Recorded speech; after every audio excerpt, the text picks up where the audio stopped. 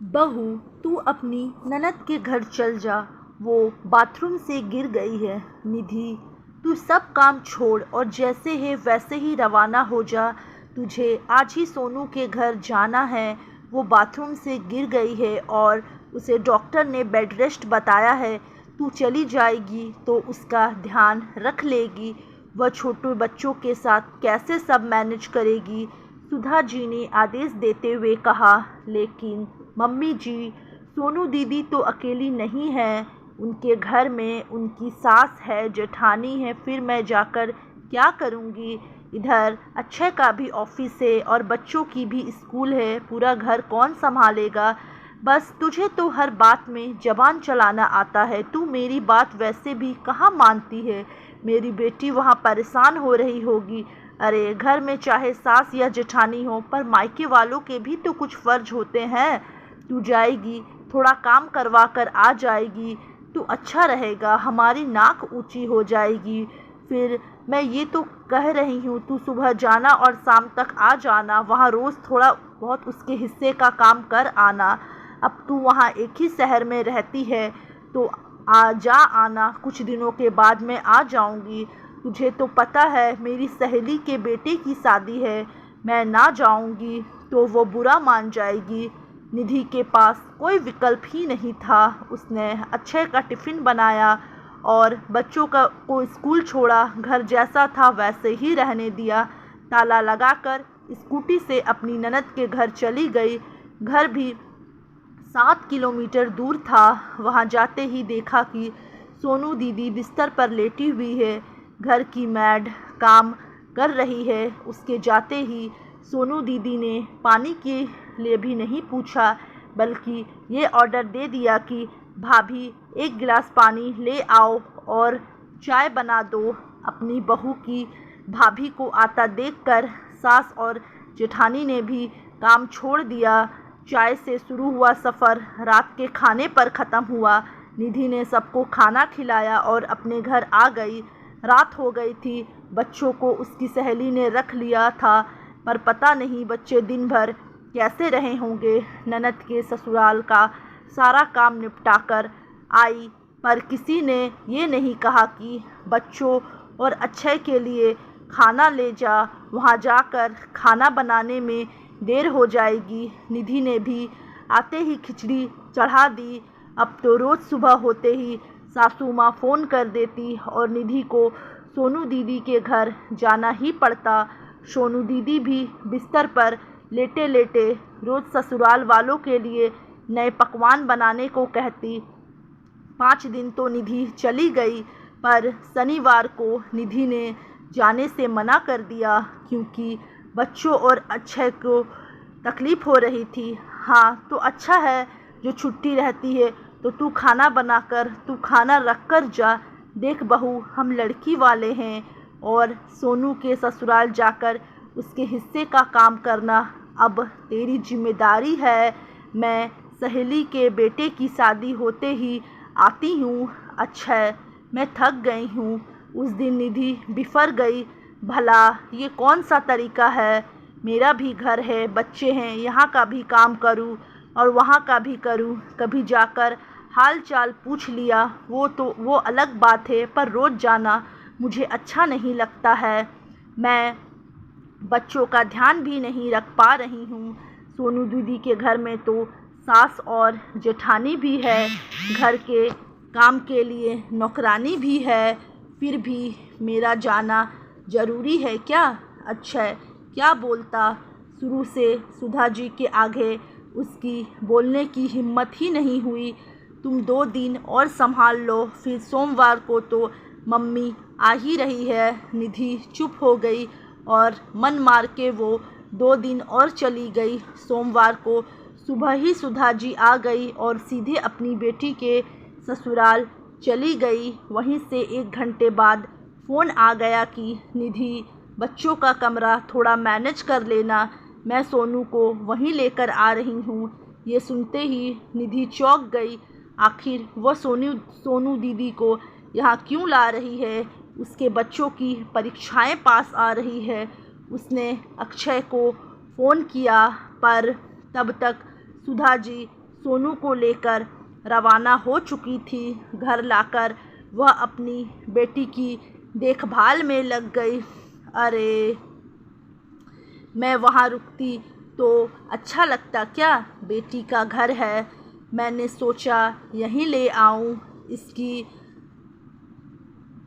देखभाल अच्छे से हो जाएगी, इसकी सास और जेठानी को भी आराम मिल जाएगा।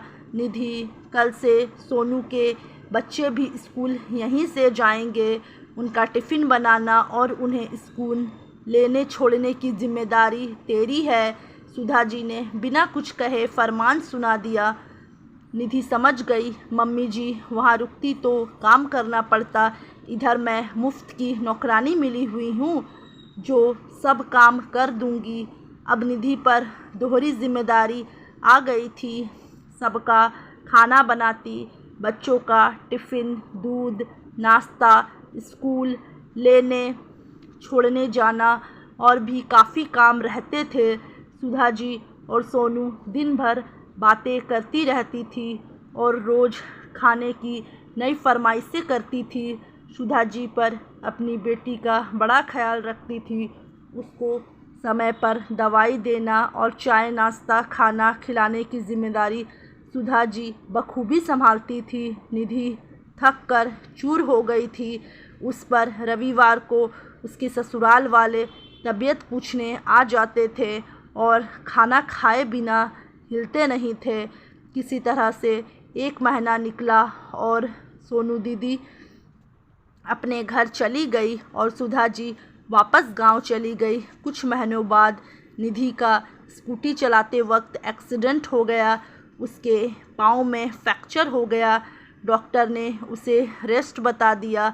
अब निधि के सामने परेशानी आ गई कि वो क्या करे। बच्चों की भी जिम्मेदारी थी और घर की भी जिम्मेदारी थी। सुधा जी अच्छे से सारी खैर खबर ले लेती थी, पर कभी भी उसने निधि की तबीयत नहीं पूछी। अब जब अक्षय ने आने को कहा तो उन्होंने मना कर दिया।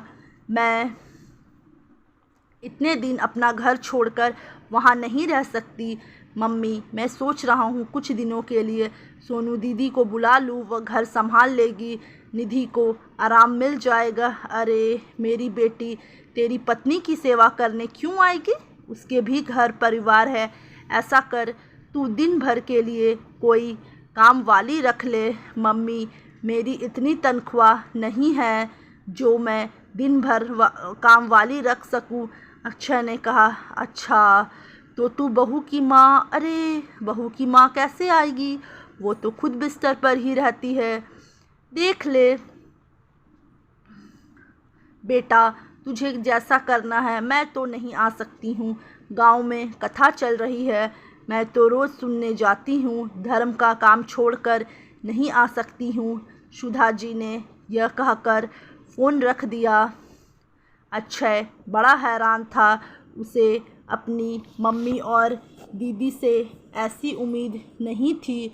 जब निधि वहाँ जाकर सेवा कर सकती है तो मम्मी और दीदी यहाँ आकर कुछ दिनों के लिए क्यों नहीं रह सकती है।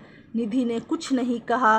उसने ऊपर के काम के लिए मैड रख ली और खाना वो और अक्षय मिलकर बना लेते थे। निधि सब्जी और फल साफ करके काट देती थी और अक्षय रोटी बना देते थे। बच्चों के लिए बस लगा ली थी। बच्चे खुद अपना काम कर लेते थे। 1.5 महीने बाद सब ठीक हो गया। निधि फिर से अपना काम करने लग गई थी। सुधा जी एक दिन मंदिर से लौट रही थी तो एक गाय ने उन्हें टक्कर मार दी, जिससे उनके हाथ में फ्रैक्चर हो गया और डॉक्टर ने उन्हें काम करने से मना कर दिया। सुधा जी ने निधि को फ़ोन लगाया तो निधि ने फ़ोन स्पीकर पर डाल दिया। बहू, तू अपना सामान बांध ले और गांव आ जा। मुझे डॉक्टर ने 2 महीने का आराम बताया है। परेशानियां हमारे घर से जाने का नाम ही नहीं ले रही है। पहले सोनू को घेरा, फिर अब तेरी सास पर आ गई है। ये सुनकर निधि का पारा चढ़ गया।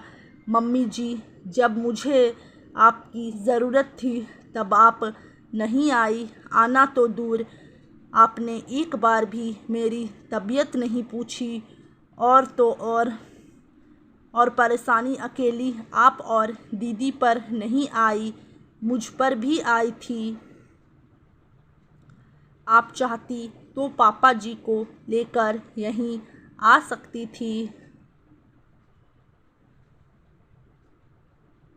हमारी थोड़ी मदद हो जाती। जैसे आपने अपनी बेटी की सेवा की, वैसे चाहे मेरी ना करती, पर अपने पोते पोती और बेटे का तो सहारा तो बन ही सकती थी। बहू सबकी सेवा करे, सबके लिए खुद को खर्च करती रहे, पर जब बहू को ज़रूरत पड़े तो आपकी क्या कोई ना करे।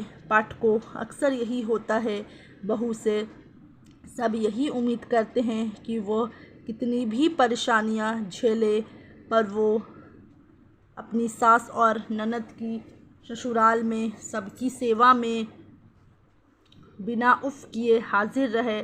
पर जब बहू बीमार हो या किसी परेशानी में हो तो क्या सास की कोई जिम्मेदारी नहीं बनती है। तो दोस्तों, यहीं तक मैं कहानी को रखती हूँ। कैसी लगी आप लोग को कहानी ज़रूर बताइएगा। अगर अच्छी लगी होगी तो वीडियो को लाइक करिएगा। अगर चैनल में नए हो तो चैनल को सब्सक्राइब करना ना भूलें। इसी तरह की अच्छी अच्छी पारिवारिक कहानियों के साथ मैं आप लोग की दोस्त निशा गुप्ता आप लोग से मिलती रहूँगी।